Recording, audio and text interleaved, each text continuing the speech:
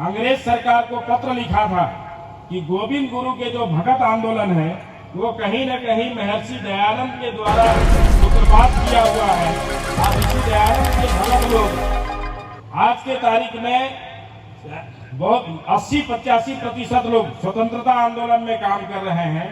ऐसे स्थिति में इस आर्य समाजी पृष्ठभूमि वाला जो ये गोविंद गुरु काम कर रहा है, ये पूरा का पूरा आदिवासी बेल्ट को जो है स्वतंत्रता आंदोलन में झोंक देगा, तो अंग्रेज सरकार को उखाड़ फेंकने में ज्यादा दिन नहीं लगेगा। इसलिए जितने जल्दी हो सके इसको कुचल दो। ये पत्र जो है लिखा था नरोना पादरी ने। अब वो नरोना पादरी जब थांदला में काम कर रहा था और अंग्रेज सरकार के जमाने में ही वहां पे एक थानेदार आए थे, उनका नाम था एक मिश्रा जी थे, उत्तर प्रदेश से आए हुए थे। और वो मिश्रा जी ने जो है उनको एक मूर्ति तोड़ने के नाम से अंदर जेल में डाला। 18 महीने की सजा हुई। आर्य समाज ने सबसे पहले उसके खिलाफ आंदोलन छेड़ा था और थांदला से वो पादरी भाग गया था। और सबसे पहले जो है वहां आकर के कोई भाषण दिया था तो ओम प्रकाश त्यागी जी थे। और ओम प्रकाश त्यागी जी ने एक ट्रैक्ट लिखा था और पादरी भाग गया। आप लोगों को अगर पढ़ने में कभी मिला हो और पादरी भाग गया इस नाम से, तो वो ट्रैक्ट लिखने का काम भी जो है ना उसी वजह से वहां से किया था। तो हमारे तो क्या है, गुजरात, मध्य प्रदेश और राजस्थान के सीमावर्ती क्षेत्र पूरे अपने भील जनजातियों का इलाका है।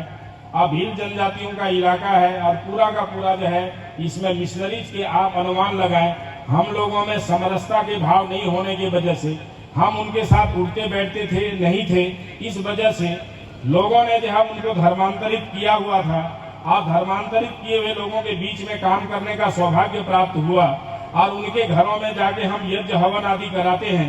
आज के तारीख में बांसवाड़ा जिले के कुशलगढ़ विधानसभा क्षेत्र में 500 परिवारों में अपने कार्यकर्ता जाकर के विवाह संस्कार कराते हैं प्रतिवर्ष भीलों के घर में गए। और आप आश्चर्य करेंगे, मैं जब शुरू में विवाह संस्कार वगैरह कराने के लिए गया तो उस समय स्थितियां ऐसी थी कि चाकू छुरी लेकर के पादरी के लोग आते और हमको मारने के लिए तैयार हो जाते थे। ये स्थितियां भी बनी, लेकिन उसके बावजूद भी हमने कभी मैदान छोड़ा नहीं। परिणाम ये है आज के तारीख में पादरी विवाह कराना बंद कर दिए और ईसाई मिशनरीज के घर में भी जाकर के हमारे कार्यकर्ता आज की तारीख में विवाह करा रहे हैं। तो ये समरसता के भाव को हमने परिणाम ये हुआ कि यज्ञ के माध्यम से जितने परिवारों में संस्कार हुए उन परिवारों में शराब भी छूटा, मांस भी छूटा।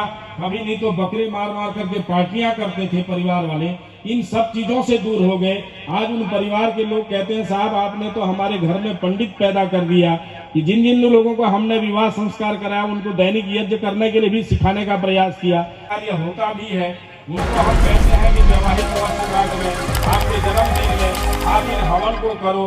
परिणाम यह है कि कार्यकर्ता हमारे हमेशा 2-3 हैं ऐसे जो है हमेशा व्यस्त रहते हैं।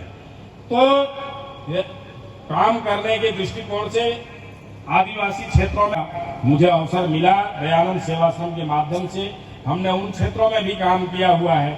और जहाँ पे आप जिन यज्ञ कार्य को कर रहे हैं वहाँ आप नागालैंड, आसाम क्षेत्र में जाकर के करने की बात करोगे तो जैसे आप लोगों ने रामायण में देखा है कि आकर के पानी डाल रहे हैं, कि हड्डी डाल रहे हैं, कि खून डाल रहे हैं, यही स्थितियाँ वहाँ भी है। लेकिन वहाँ भी हम लोगों ने प्रयास करके कुछ समुदायों को जोड़ करके, कुछ जातियों को जोड़ करके काम प्रारंभ किया है और काफी कुछ सफलता हमें मिली है। भगवान जो है देखिए प्रशस्त करता है, रास्ता बनाता है। निश्चित तौर पे आगे जाकर के काफी कुछ परिवर्तन उन क्षेत्रों में हुआ है, धीरे धीरे और परिवर्तन होगा। आसाम के क्षेत्र में बीजेपी की सरकार आई तो नागालैंड में भी स्थितियां थी कि हर आप 20-20 किलोमीटर 25 किलोमीटर में जाते हैं तो नेशनल हाईवे के टैक्स भरते हैं। आप नागालैंड में जाओगे तो हर 20 किलोमीटर 25 किलोमीटर में गुंडा टैक्स का जो है चुन्नी लगा हुआ मिलेगी। ये स्थितियां थी। आज तो उन चीजों से अलग हट गए।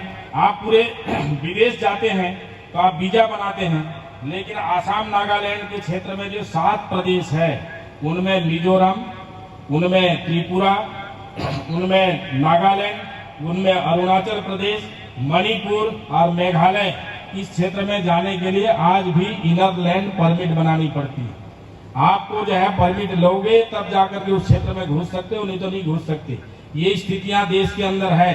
इन चीजों में धीरे धीरे परिवर्तन हो रहा है। भगवान करे परिवर्तन होगा, एक दिन सब समरसता के साथ में बैठेंगे। और इसी तरह महर्षि दयानंद के 200वीं जयंती में आज 200 कुंडी यज्ञ आप मिलकर के कर रहे हैं। जिस चीज का ऋषि दयानंद ने सूत्रपात किया था, आप सब मिलकर के कर रहे हैं। आप सबको बहुत बहुत साधुवाद, बहुत बहुत आप लोगों को बधाई, बहुत बहुत आपका अभिनंदन, आप सबका स्वागत है। आप सब मिलकर के इस कार्य को कर रहे हैं। भगवान आप सबको शक्ति और सामर्थ्य दे। आज इस कार्य को निरंतर जारी रखें और समाज को जोड़ करके चलाएं। नहीं तो जो है विदेशी ताकतें, अराष्ट्रीय गतिविधियां इतनी अधिक बढ़ चुकी हैं। आज हम अपने क्षेत्र में हम इतना करने के बाद भी बहुत दुख के साथ कहना पड़ता है, नई नई जो है जातिगत पार्टियां बन रही हैं।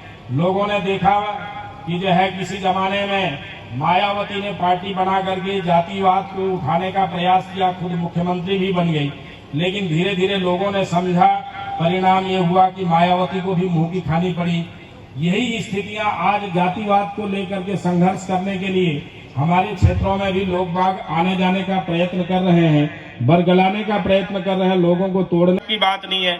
जो नक्सलाइट बेल्ट जो है झारखंड में बना हुआ है, जो नक्सलाइट बेल्ट आपके आसाम नागालैंड के क्षेत्र में जाओ वहां देखने के लिए मिला है, धीरे धीरे वहां तो समाप्त हो रहा है। लेकिन ये धीरे धीरे हमारे इन क्षेत्रों में भी कुछ पैदा करने का प्रयास कर रहे हैं। इन चीजों से भी बच के रहने की आवश्यकता है और समाज को हमारे साथ जोड़ करके रखने की आवश्यकता है। उसके लिए आप अहर्निशम सेवा महे के माध्यम से आप सब मिल करके काम कर रहे हैं। विक्रम जी ने कई बार कहा था पिछले बार भी कार्यक्रम में आने के लिए, लेकिन समय नहीं मिल पाए, जिसकी वजह से मैं नहीं आ पाया। आज भी मैं कल शाम को यहाँ पहुँच।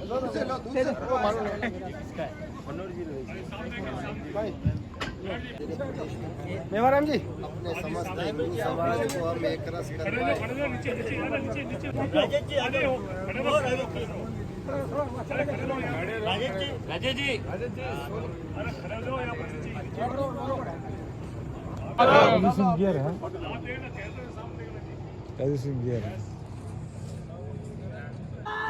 धर्म की जय हो,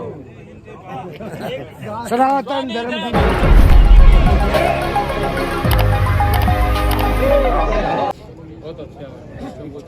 झुंगी झोपड़ी हम लेते